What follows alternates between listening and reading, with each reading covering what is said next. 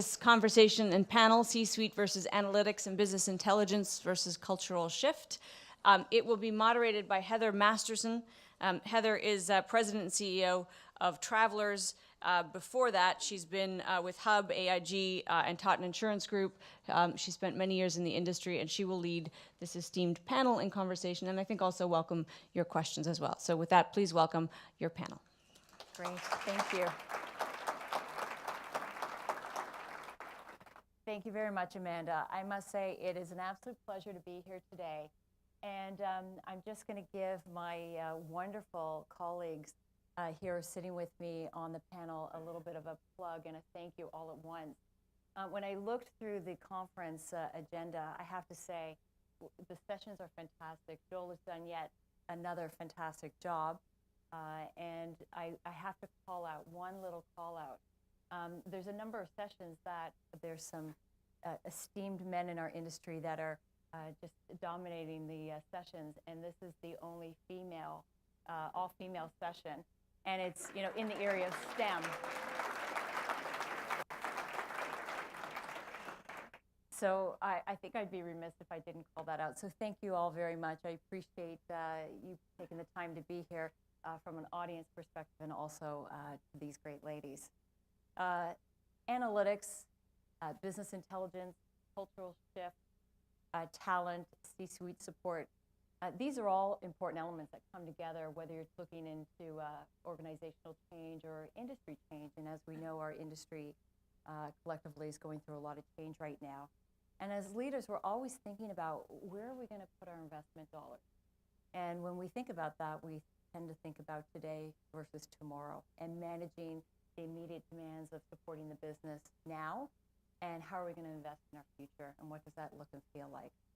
And often you hear CEOs and executives talk about technology, talk about external vendor data, talk about increasing product line and expansion and diversity. You hear about direct marketing, and you hear about digital capabilities. However, now more and more, leaders are focusing on data and analytics internally, as well as externally, but how analytics can really help with those return on investment realities that we need to achieve year over year. So some considerations for our panel and for our discussion today. Collectively, we are in an incredibly dynamic environment in the P&C insurance industry. Change is happening all around us, and often it's at a pace where we find ourselves trying to catch up. Throughout our industry, many organizations are starting to ramp up or are rapidly involved in trying to change and evolve their understanding for the need of data and analytics. To deliver returns on investment in the analytics space, perhaps there's three things that we need to be thinking about: data, technology, and people, and how they all come together. And the time for robust analytics strategy perhaps is today. If you haven't ventured on this in the recent past, and this is a great session for you to be a part of, and I know our presenters will be available for questions after the fact as well. So post-session, we're hoping that you have a good understanding in terms of the journey that setting up an analytics team is all about, and that you can stick handle your way through some of the potential pitfalls, and of course the challenges around talent and gaining support. Our first speaker today is Cindy Forbes. Cindy is Executive Vice President and Chief Analytics Officer of Manulife, and is a member of the company's global leadership team overseeing the company's analytics function worldwide. Cindy has spent more than 30 years with Manulife, holding senior finance roles in reinsurance, investment, as well as their U.S. division. And prior to the role that Cindy holds now today, she was the Chief Actuary for Manulife. Today, Cindy's going to talk with us and walk us through her journey over the past 18 months as she has built an impressive and a robust analytics team at Manulife. What she did, how she did it, and the mission-critical areas that she's focused on. Next is Erica Scher. Erica is a Chief Actuary Officer and Head of Business, Intelligence, and Analytics at Travelers Canada. Erica has 15 years of working experience with Travelers and legacy companies, including pricing, reserving, and reinsurance. And at the time of our most recent acquisition of Dominion of Canada, Erica was the Chief Actuary Officer at that time. Erica will focus on importance of overarching analytic strategies that fully engage and interact with business units and with functional areas, as well as the support that you need across the organization, and again, pitfalls that you might want to avoid. And finally, we have Margaret Reese-Milken. Margaret is a managing partner of the Jacobson Group, a leading global provider of insurance talent. Margaret is a member of the firm's executive team and responsible for domestic and global C-suite executives and placements for board of director roles in the property casualty, life, health, as well as reinsurance sectors. Margaret's expertise spans from actuarial to analysis to underwriting and claim, ops, finance, investment, legal, technology, as well as sales and marketing. Margaret will identify the challenges and the opportunities around recruiting, training, retaining top talent in an industry where competition makes it challenging, not to mention the segment of the industry that we're talking about where there really is talent scarcity. She will discuss how top executive recruiters like the Jacobson Group can help you with your identification, creation, and development of talent acquisition strategy. So with that, we're going to turn it over to Cindy, and Cindy's going to spend a little bit of time enlightening us about all the things that she's been doing over the last 18 months. It's my pleasure to be here this afternoon. As Heather said, I've been in this role, Chief Analytics Officer for Manulife, for the past 18 months. It's the first time the company has had a Chief Analytics Officer, and you might ask, well, how did you get there? And really the journey started maybe 2 years before I took the role, 2 to 3 years, when the company shifted its strategy from being product-centric to being customer-centric. And as soon as that happened, businesses started setting up analytics teams because they needed to understand the customer. They needed to start focusing on customer segmentation. So about 2 years ago, the company started to think, if we've got all these independent advanced analytics teams, and I should clarify that for us, advanced analytics means data science. We're not, we don't do any business intelligence work, all predictive analytics. The company started to think that with all these different teams across the company, that we really needed to have a unified function that was global, so that we could leverage what the teams are learning and doing across the company rather than potentially doing the same thing in three different places in 3 different ways. So my mandate was to create a worldwide or enterprise-wide analytics function. And when I took the role 18 months ago, we had about 20 data scientists across the company in these various teams. Today we would have close to 70. We have teams now, we're a global operation, so about 1/3 of our business is in Canada, about 1/3 of our business is in the US, and about 1/3 is in Asia. And our data science teams are split in a similar proportion, overweighted a bit towards Asia. And in Canada, we also have a team that supports all of our corporate functions and also spearheads our research and development efforts. We're organized in a hub and spoke organizational form where the teams report into me and they also report into the business. And that ensures that they stay aligned with the business needs, but we also have an aligned and integrated overall analytics function. Scaling up from 20 to 70 data scientists, it probably sounds like it was a lot of work, and I'm not going to say it was easy, but we did establish new teams in a few new areas or new divisions or businesses, and creating those teams, accounted for maybe 1/3 or 1/2 of the increase in the size of our overall team, and then we just added people in the other teams. We've been pretty successful at being able to hire people. We started an advanced analytics development program going on campus at universities in Canada and the US to hire new grads and put them through a training program. And so we've been able to attract talent. It hasn't been as hard as you might think it is, given the press in terms of the data shortage or the talent shortage in this part of the industry. But we worked hard on our value proposition and how we're going to promote ourselves as a preferred employer of analytic talent. In terms of our focus, it's always been about creating value for the business. Really the only KPI that we have in place so far, we're about to put some more in place, but the first 18 months, the only KPI the team has had is the value enabled by advanced analytics.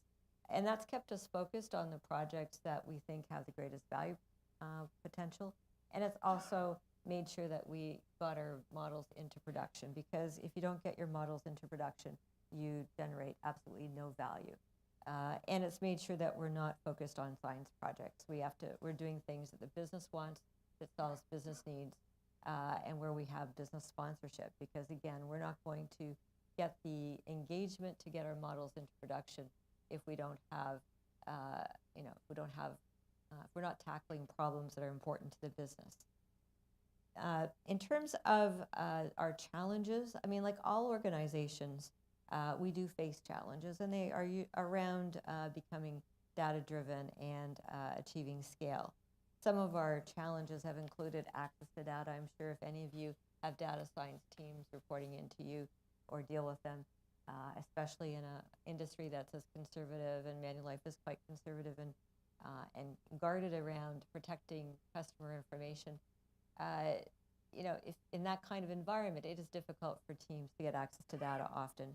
And if you don't have difficulty getting access to data, you probably will have legacy systems that you're dealing with that you'll need substantial IT support in order to get access to that data. So that does slow you down. Also changing the culture of the organization from being one that doesn't really think too much about data to being data first. So, I am always on a constant education mission and mantra around, we need to capture all the data now.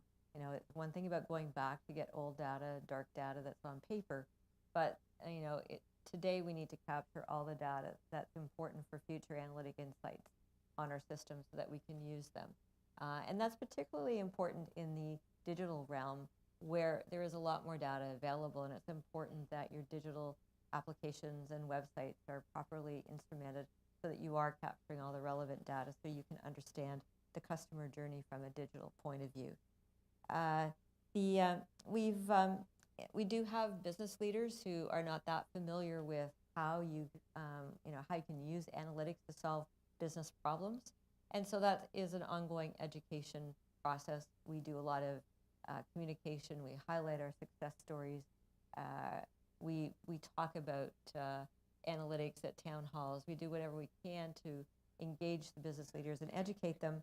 But in addition, we really think of ourselves as business development. We think of ourselves as a consultant working in the company. So all of the teams, or at least most of them, have someone who's dedicated to business development. And that's really going out and talking to all the clients and asking them about their problems, just like the consultants that come to see you. The first question is, what are your problems? But asking about their problems, understanding the customer, and trying to engage them in how analytics could help them solve those problems. We've been very busy in the first 18 months creating our data lake, standing it up.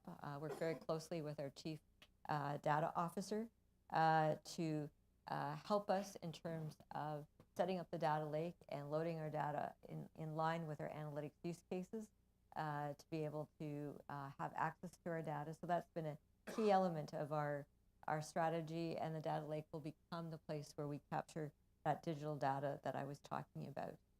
We also have business leaders that are very cautious with respect to how long they want to see things run in pilot before it's actually implemented. So that slows down value creation, your path to value, because you may have to run in pilot for 6 months before you actually get something running in production. Or they want a very long time to get their staff through the change management process. And as I said, it's very important that your analytics are in production, so they're used. Well, it also means that in some instances you need to have some sort of web application so that the user can actually self-serve and find out why the model, for example, on a claims triage, that this claim needs to be looked into. You need to have something in place for the for the claims processor to look at and understand the reason why the model said it should be investigated. And building that and getting people familiar and comfortable with using the results of the model takes time. So that can be an impediment to getting your analytics into production. We do a lot to share best practices across the teams, to share the R&D. We have virtual centers of expertise that we've set up in areas of interest where we pull knowledgeable people from across the various teams onto a team to work on a problem like text analytics, image recognition, call center analytics, for example. So we do that to cross-pollinate and get all the teams involved so they feel very much like they're one team across the company. We've done things to share. We have a team website that shares what's being worked on across the organization. As I said, we publicize our implemented use cases to our business leaders and are constantly out there promoting what we do. It's very important that you promote your successes, so it makes business leaders a bit jealous, potentially, or competitive if they think one area is getting an advantage with analytics that they're not taking advantage of. In terms of where the life insurance industry is in the analytics journey, I'd say it's still pretty early. Large companies generally have an advanced analytics team, or several of them, but most of them have only been in place for 2 to 5 years.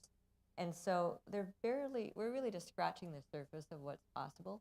And I would say, and having listened to the luncheon speaker, I'd say even more so, really what's going to be necessary, because analytics underpins so much of what Brent King was talking about at lunch in terms of digital, serving up content to your customers that's relevant for them in the moment. All depends on analytics in the background, being able to say, this is the kind of individual you're dealing with, and this is what would be relevant for them now, predicting life events, having appropriate content and ideas, recommendations to serve up to them. So without analytics, you won't be able to complete that transformation to a customer-centric organization.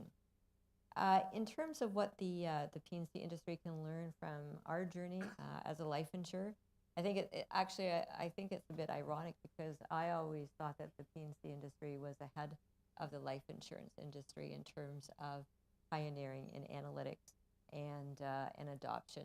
Because whenever consultants come to talk to me, they talk about the Travelers in the U.S. and the great work they did. I mean, Travelers was one of the first companies that kind of looked at their disability or their workers' comp claims and figured out that if they could predict who was going to get addicted to, chronic pain syndrome and get addicted to pain relievers, that would create a very long tail claim. Whereas if you could identify those up front and intervene so that they never went on painkillers for very long, you could save a lot of money and get the person back to work. So it's a win-win for both sides of the equation. Allstate has been, used Kaggle competitions to test their actuaries' reserving and pricing models. So they seem to be ahead of the life insurance industry. We're not doing that. Progressive, well known for beating the rest of, I shouldn't say, probably there are some companies here, but really beating much of the U.S. car insurance industry in terms of using analytics to refine their pricing. So lots of, really great examples in the P&C space. Lemonade, another excellent example in the P&C space of using analytics to pay claims in a couple of seconds. We hope their models are working well, or they're going to be able, or they'll raise more capital. So in terms of my experience, though, what I could say is important is that you need to have executive support. For those of you who read the article that our new CEO did in the Globe and Mail on the weekend, he's very much committed to analytics. As I said, it underpins the move to digital, to a simplified customer experience. So it is in line. It's really foundational to the company's customer-centric strategy. Have a focus on value creation. You definitely have to be able to show that you're adding value for business. As Heather said, investment funds are scarce. I'd say start small with your use cases. Identify what you think are the best use cases for your company across the value chain. estimate what you think they might be worth, figure out where you've got the data to execute those use cases, get executive support and start experimenting and start small. And when you have some successes, really make sure that you publicize those. I think it's great, a good idea to act as an internal consultant. You're really trying to help the businesses unlock value for them. You're helping them achieve their objectives and you're helping them solve their problems. Analytics is not a business in and of itself. And, one thing I would say is that you really need to always think about it, man plus machine. How do you use analytics to process and make sense of all that data that is way too much for individual humans to make sense of, and give insights to management so that they can take appropriate action. But it's about the people taking action. It's analytics to serve the business. It's not about whether or not the machine is better than man. It's a combination effort. And I don't know if many of you in the audience, if your companies do employee engagement surveys, but I can remember getting back all of the verbatims, from employees and reading them. And I think, after you read the first 10 and you actually think that you've learned something and you're getting some idea of what is driving the engagement or lack of engagement from your staff, and about comment 200, you come to the conclusion that you have no idea what the issues are because now you're so confused, right? So we've done work using text analytics and decision trees to really be able to take those kinds of employee comments and customer comments and be able to look at what the underpinnings are. What are the real drivers of sentiment amongst your customers, amongst your employees? And it's amazing the kind of insights you get relative to when you try to process all of those comments yourself. Amazing. Yeah. Thank you very much. That was great. So we'll move to Erica. Hi, everyone.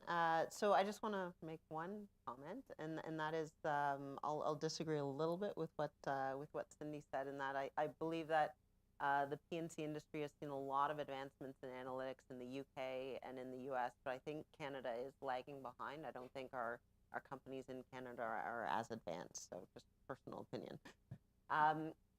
So I'm going to actually kind of build on a lot of the themes that Cindy highlighted and give some examples of pitfalls and strategies when building out an analytics organization and integrating it throughout the company. And you need to start with your team. As Cindy was saying, she tried to create a team that felt like one analytics team.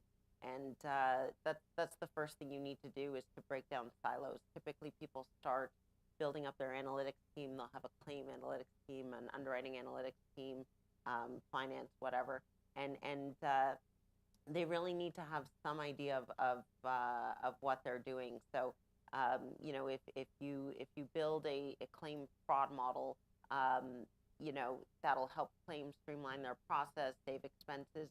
Great. If you can take that and communicate that to your pricing or your marketing or some other analytics function so that they can leverage it, that's when you're getting that true added value out of your analytics space. And to do that, the second strategy is something called data blending, and that is typically insurance companies will have a lot of disparate databases and systems. You need a way to join all of that data, and you need to start building out these keys. That's when you get the real power of leveraging the data in an insurance environment.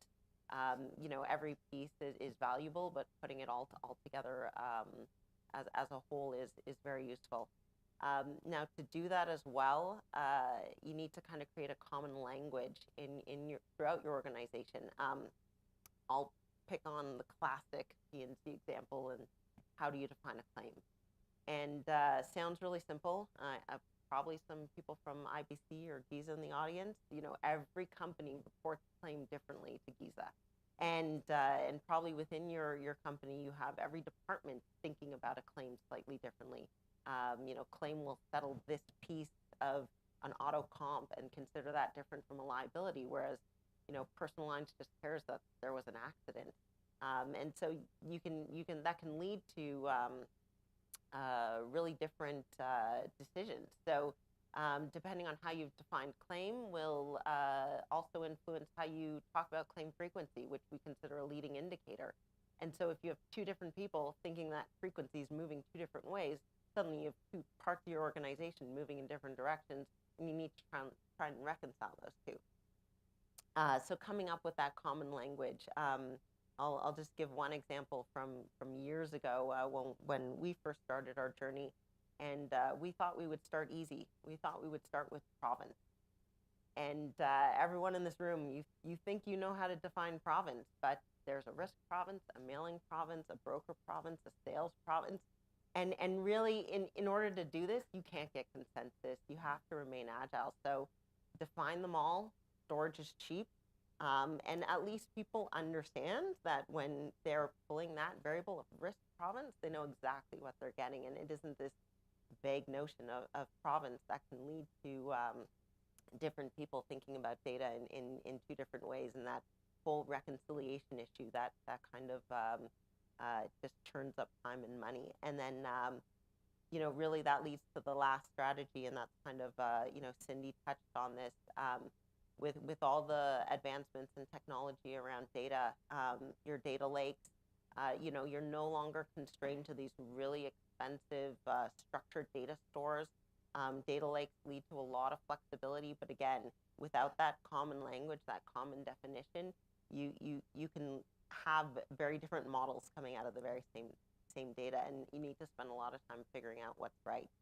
So how do you get support for all of this? All of this costs money, and as we kind of heard in the session, expense ratios are under pressure even on just in the best of times. So how do you get funding for this? And it really does start, I believe, with the top. And I'll pick up on something Cindy said, in that jealousy is a very powerful emotion. And so if you can convince one business leader to fund a project, you can accomplish something for them, you bet your other business leaders will want in on what you can achieve. And just to kind of highlight the importance of that, I'll take another kind of classic example coming out of the P&C industry. And I've heard this about a number of different companies. So typically, data analytics people, we're kind of at the forefront of all of this tech. And you can get really caught up in all the exciting new things. We heard about, just at lunchtime, we heard him talking about AI and what that can do for your processes, and Lemonade's held up as the example. But if you're not bringing the rest of your organization around or with you on this journey, it's really going to just sit on a shelf or not be fully utilized. And the example is, I'll pick on claim again. So what are claim adjusters trained to do? They're trained to settle claims, and if you talk to anyone in your claim organization, they'll feel that they do a really good job, and they add the human touch, and they probably think that they don't need help. And I'm talking frontline, not senior leaders. And so you convince the senior leader that they need a dashboard, and you come up with all the models. You could have this investment, and then you launch it. And so without the proper support, come back in 6 months, no adjuster is looking at this dashboard and using it. They're doing what they know how to do and what they know how to do well. And so it just goes to the fact that you can get buy-in from senior leaders, but you need to support it. You need to follow up. You need to measure, right? Everyone knows you get what you measure. And I think you also need to reevaluate. The world is changing. You build a model one day, and 6 months later, you probably need a different model. The environment doesn't stay still, and so that constant feedback loop is a very useful thing. You're not done. As soon as you launch, you're not done. You should be constantly reevaluating. And so, just to kind of finish, underlying all that is talent. He, again, at lunchtime, he talked about hiring data scientists, all of these really technical SMEs to into your organization. But I do think that there does need to be a bit of breadth. Your analytics function, to really add value, you need someone technical who can understand that it's a business problem, not just a model, right? You're solving a business problem. That can right-size the solution. It's very easy to build the Cadillac when you need the Civic, right? And the other thing is also to think about implementation. That's something I constantly tell my team. They have these great, they want to put machine learning against this. How are we actually going to implement that in our environment? As much as I'd, like to think we have all these great front ends, all these models, there's still a legacy system underlying that you have to think about that requires IT dollars to support. So just having that kind of breadth of the entire scope of the problem, I think is very important for a business analyst to have. And so I'll turn that over to Margaret to talk about talent. Great, thank you. Well, thank you, Erica and Cindy, for that lead-in. And you both talked about the importance of people in this very, very important equation. So what I'm going to do this afternoon is paint a bit of a landscape for you. And we all know that we're living in time of transformation, innovation, and yes, disruption. I have an analogy and a military term that really speaks to the environment for talent that we're living in, and that is VUCA. I don't know if any of you are familiar with that military term, and it's VUCA. And what it stands for, the V is for volatile, the U is for uncertain, the C is for complex, and the A is for ambiguous. And that is very much the landscape that we're all facing, talent and otherwise.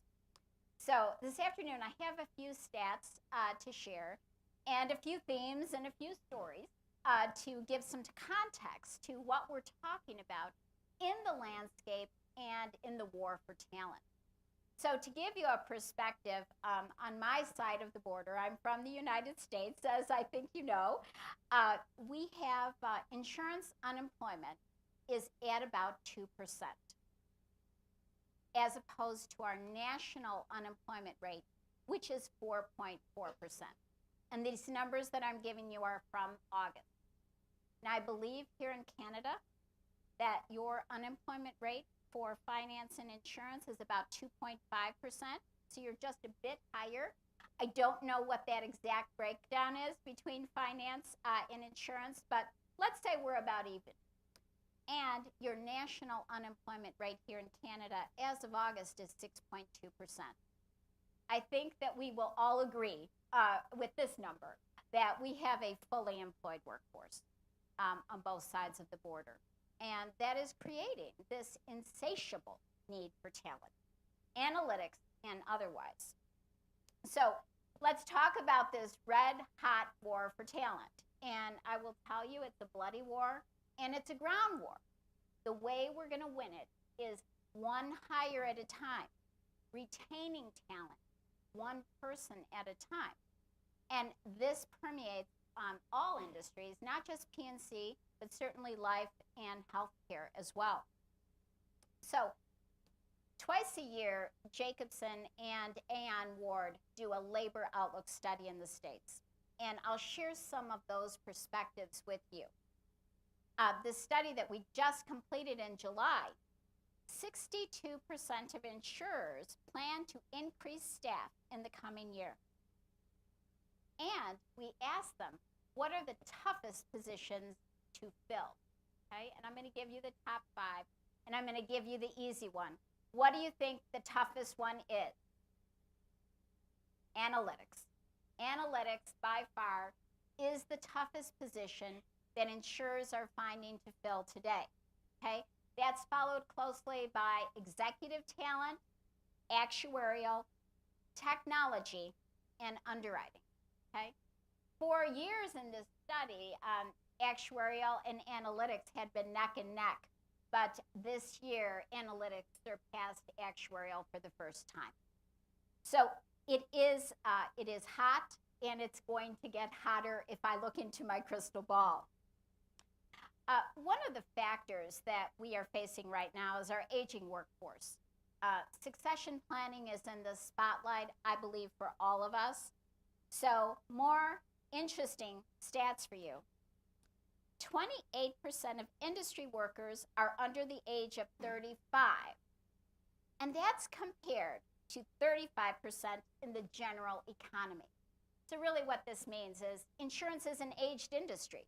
We have an aged workforce. We have 5 generations in the workforce right now. We still have traditionalists. We've got a lot of boomers. We've got X, we've got millennials, and we have Z. So it is a time of great change, and we're still figuring out how these 5 generations can work side by side, shoulder to shoulder in the workforce. So there's been a 74% increase in the number of insurance professionals aged 55 and older in the last 10 years. And 6% of the industry is aged 65 and older. And I think you can all think about your own organizations. How many of people do you have in your organizations who are over 65? I would say, show of hands, you probably have a good number. I know we do in the States. So we are facing a talent crisis. There is a talent crisis, and I will tell you that's what keeps me awake at night, figuring out where we're going to find that talent, because we have 400,000 positions, and that's in the U.S. alone, that need to be filled by 2020.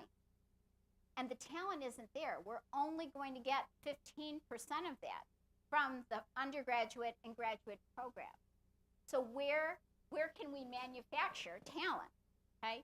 We need to be creative. We need to start looking out of industry, looking at career changers, and finding ways to make insurance compelling. Insurance is good. Insurance does good. There is a big movement going on in the States about how do we attract millennial and Gen Z talent. And this is a global conversation. It's not a Canadian conversation. It's not a U.S. conversation. Everyone around the globe is saying we have to bring in talent to our industry. We have to put the spotlight on insurance because it is a very noble profession. So we have big challenges. And I have some answers. I don't have all the answers. I think this is definitely a community event. We all have to work together to solve some of the challenges that we have. So on the millennial, and I'm going to say millennial and Gen Z front, only 8 out of 10 of millennials and Gen Z are familiar with insurance as a career path. I will say anecdotally, I think you do a better job here in Canada than we do in the States. Last night we were talking, and I'll shout out to Angelique. She was talking about her son as a future broker, and I said, how fabulous is that? Okay, that's the way to bring up the next generation of talent, for them to see you and your neighbors, your friends, your communities, really putting the spotlight on what a great industry we have. Insurance is tied second to last with the defense industry in terms of overall public image. Ouch, ouch. We can do better. We can do better. And the last sad piece of news I'll share is less than 1 in 10 young professionals are interested in working in insurance. So we have to work on educating and engaging millennial and Gen Z talent. And it really starts with us. This is a ground war, as I said.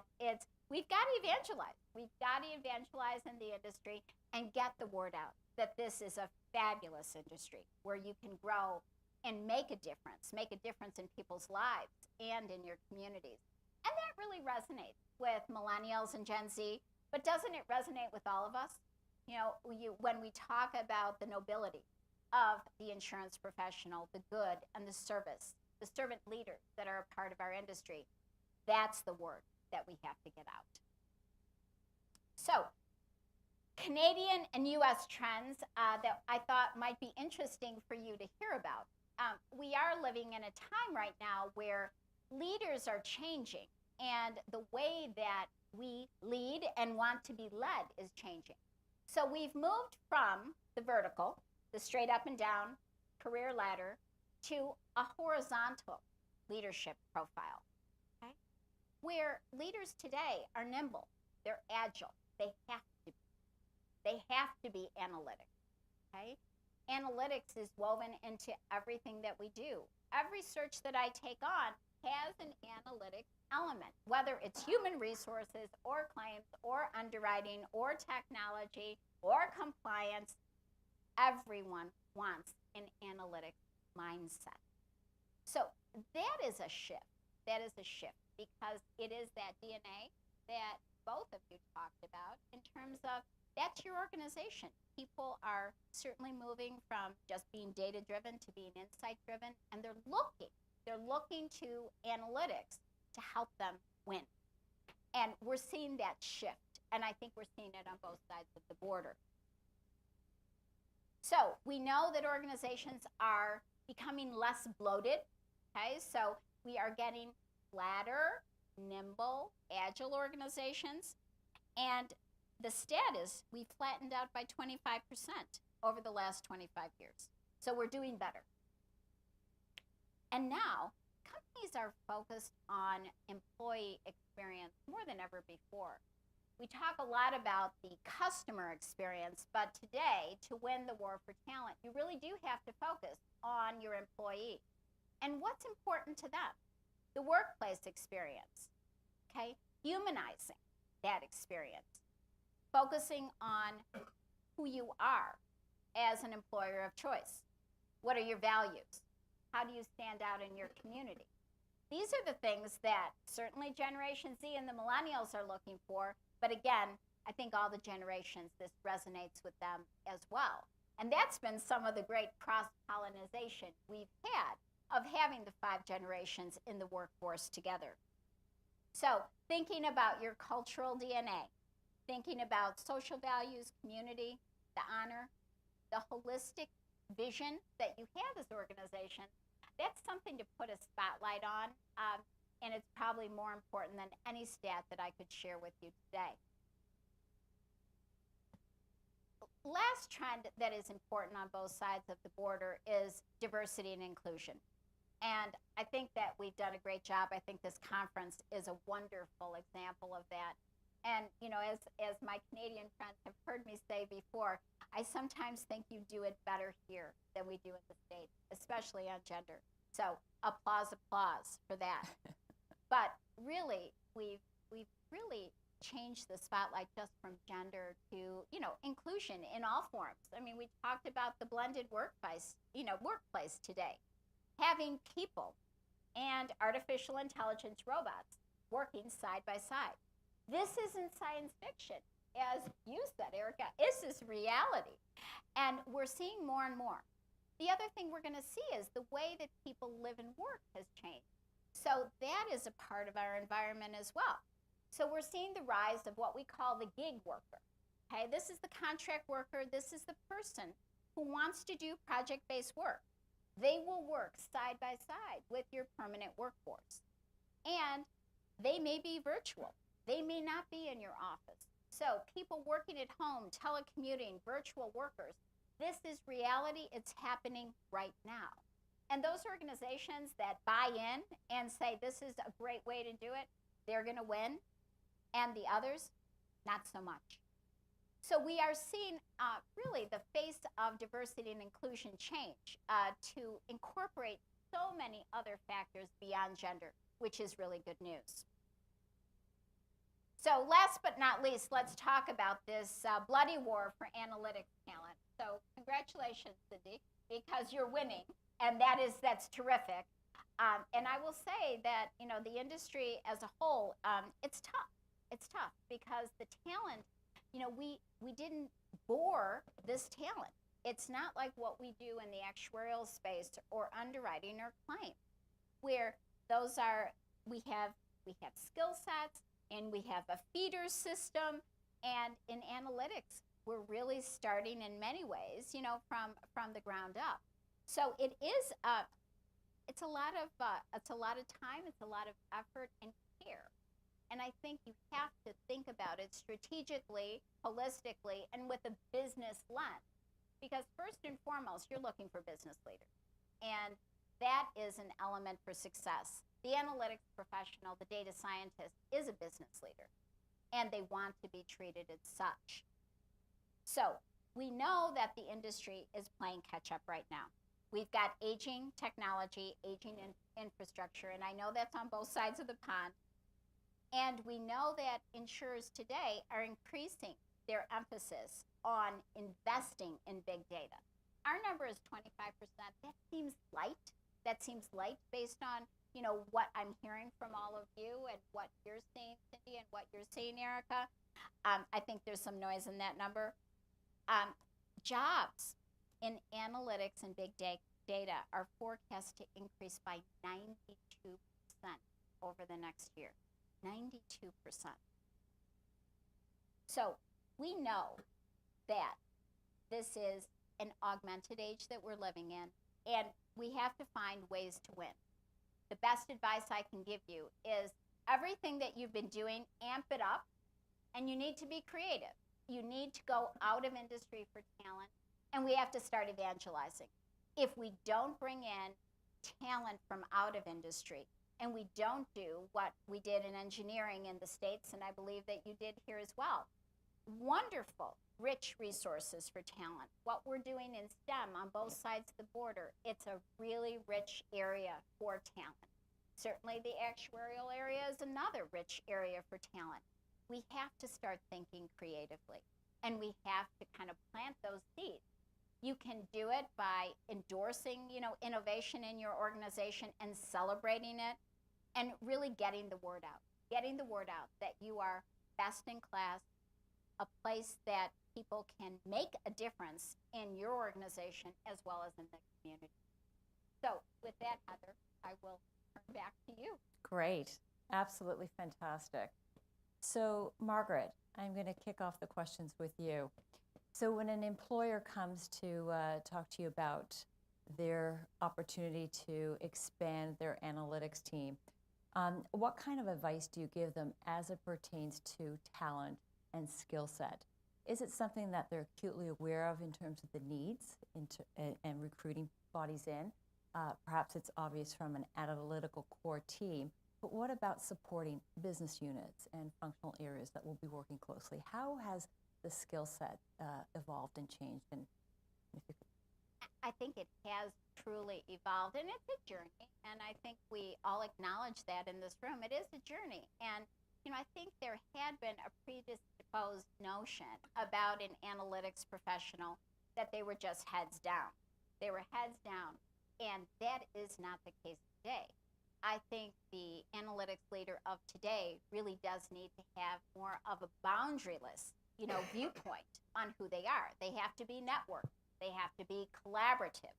They have to obviously be focused on the business need as an internal consultant, as a resource, as an advocate, as a champion, and in many cases, as an educator in the organization of what can analytics do and be, and what can it do to affect the bottom line.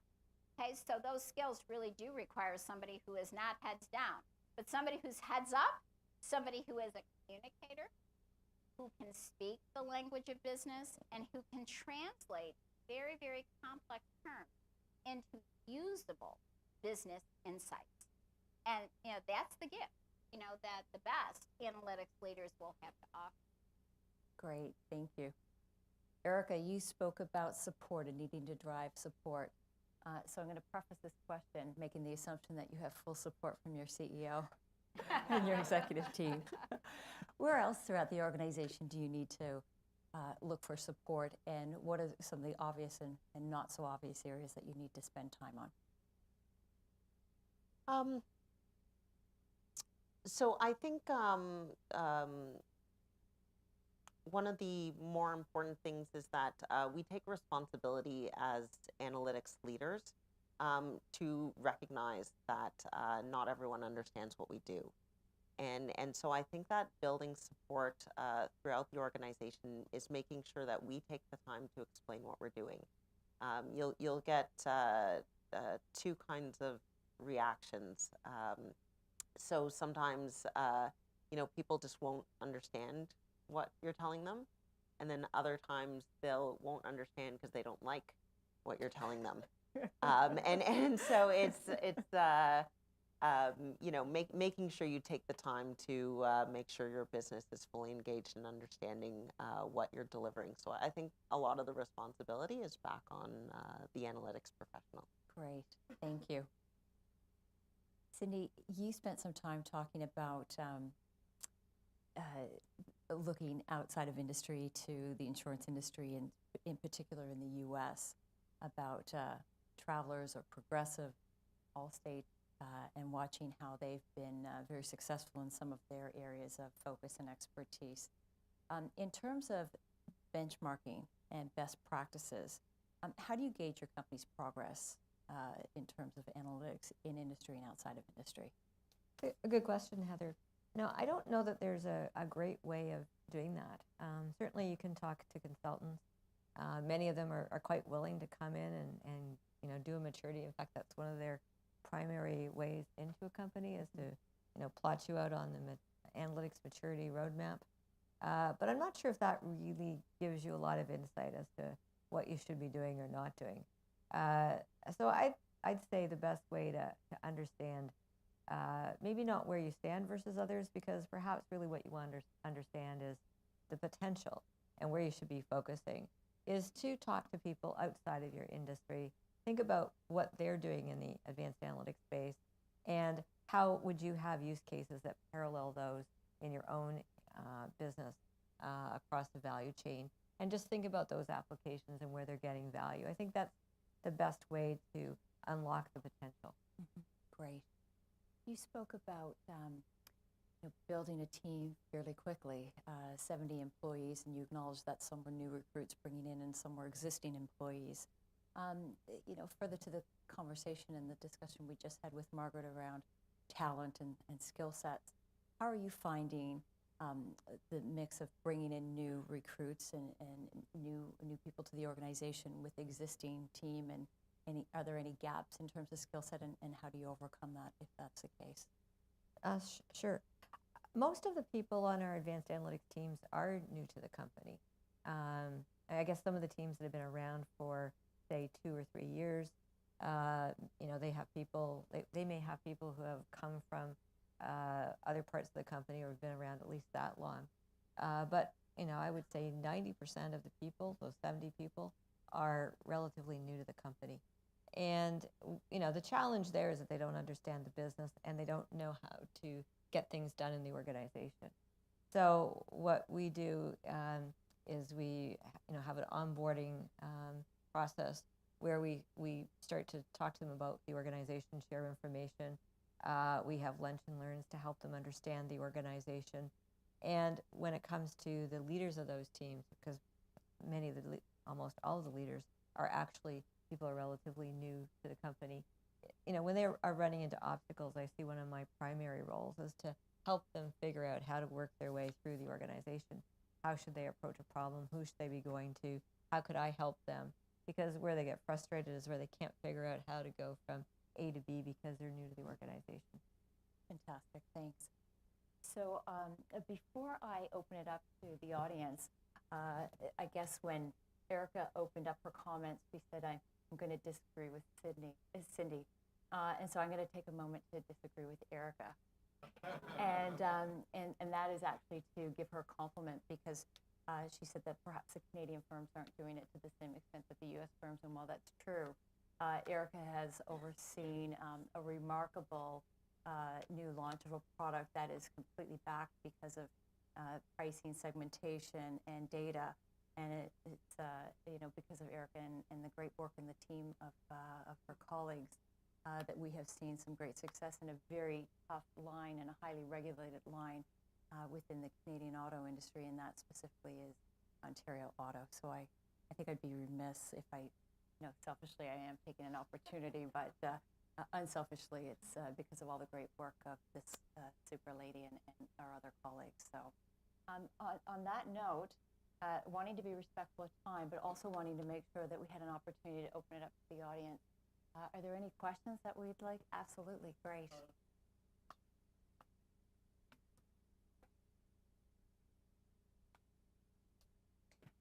We have a mic. Thank you. Yes, a question for Margaret. You put the insurance industry as second from bottom of attractiveness for attracting talent. So what are the other industries that are more successful for insurance, and what can insurance do to improve their lot? It's an excellent question.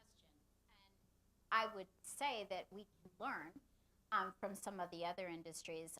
Accounting and finance, the investment field, I think, are some that we have taken a page from in terms of seeing how they have kind of changed their brand and shifted people's thinking about them.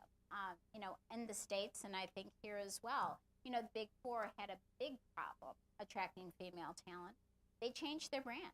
They became more fluid in the way that they looked at talent, the way that they looked at career pathing. So instead of saying, here you start at the bottom and you work your way up on this vertical ladder, what they did is they created a lattice, and in some ways, what it's been called today is a jungle gym.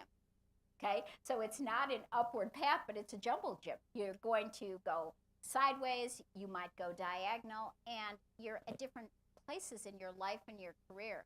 I think personalizing our industry and making it more human will make a difference. Okay, people, we've said this and we've said it all around the world. Women have babies, and they do, and sometimes they leave and then they come back to work, or maybe they work in a different way. Men have babies too, and you know what? Welcoming them and creating those programs. If we think about it, the fact that when we can humanize the workplace, I think that will change the perception. It's one small way, but I think some of the other industries have done a very good job, and I think insurance is on the way up. We do not deserve to be on the bottom of the heap. There is no reason for us to be there. Hear, hear. So we do have microphones. Great. Thank you. In terms of the makeup of your analytics teams, are you sort of looking at your analytics teams are 100% made up of actual, data scientists who are, have the PhDs in math or statistics or something, and 3 programming languages and all of that, or does your team also involve some folks who are, I'll call it, work with those teams and kind of help bridge some of those gaps to the business? Do you have project managers in there who aren't necessarily have that data scientist background, or even some communications people or some others that surround that, or do you just sort of work with the business teams and sort of let them be the SMEs? I'm just wondering how that makeup looks. I can start. Largely, the people on our analytics teams are data scientists. They're not all PhDs. Maybe 25% are PhDs, and another 50% would have their masters. We do have some people who are not data scientists. We have some what we would call data engineers or data analysts, and they really help the data scientists in terms of getting the data ready to go into the models. So we do have, I would say, maybe 10, 15% of our teams are that kind of role. We have, just really a few people who I would say would be not project managers, but business development focused, where the teams are large enough, and so instead of the lead of the team playing that role, they actually have somebody who goes out and spends a fair amount of their time interacting with the businesses to create demand, and also to, I guess in some ways, manage the client part of the delivery of the project. So you could see them somewhat as project managers. But the vast majority are data scientists. It's a little bit different in Travelers. Obviously, we do have a large contingent of PhDs doing research and data development and model development, but We also have people dedicated to supporting models that are currently in place. Like I said, it's a feedback loop. You need to constantly be reevaluating your models and supporting your models once they are in production. So we do have people supporting that. You talked about project managers and translators. So fundamentally, the business is the SME. They know their business. It's up to us to work with them to translate that. I'll say one place where the line's getting a little bit blurred is with the IT project managers. With the traditional technologies and the state-of-the-art technologies and blending those. And sometimes you need business analysts and project managers to help you blend that. So I think it's a diverse team that you need to truly support analytics throughout your organization. Fantastic. So I'm just looking at Amanda. So that concludes our session. I just want to say a big thank you to everyone for taking the time, and a tremendous thank you to our presenters and our panelists today. And of course, our thanks to you, Heather, for your excellent moderation. Thanks to all of you.